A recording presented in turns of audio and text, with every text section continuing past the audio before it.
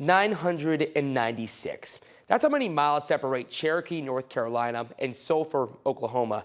This is what's known as the Trail of Tears. Events stemming from the Indian Removal Act of 1830, Native Americans in the Southeast were forced out of their homes, told to relocate to new Indian territory, what we know today as Oklahoma. There were multiple ways to get there, from on foot or on the water, but thousands died on the journey.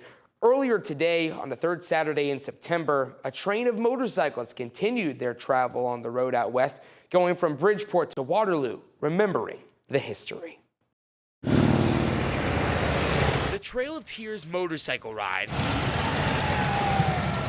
is back on the road for its 32nd year.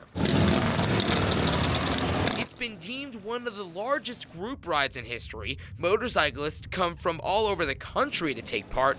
Everyone I spoke to during their stop in Madison says it's a way to remember the real history of the Trail of Tears. We're just not a bunch of shiny motorcycles in chrome and leather. We're honoring the legacy of our forefathers who endured those hard times in 1830, and in 1838 is when the actual Trail of Tears was forced from their homes with nothing but the shoes on their feet and the clothes on their back to make this horrendous trek across country.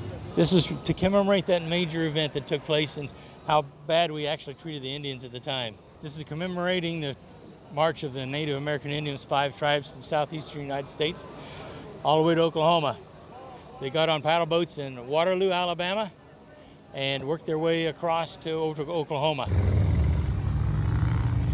The route these riders are on is the general way 5 tribes crossed North Alabama, according to organizers. Participants say the ride is a way to remember history and making sure nothing like what happened in the mid-1800s ever happens again. We're riding so that people won't forget what was done to the American Indians in the past.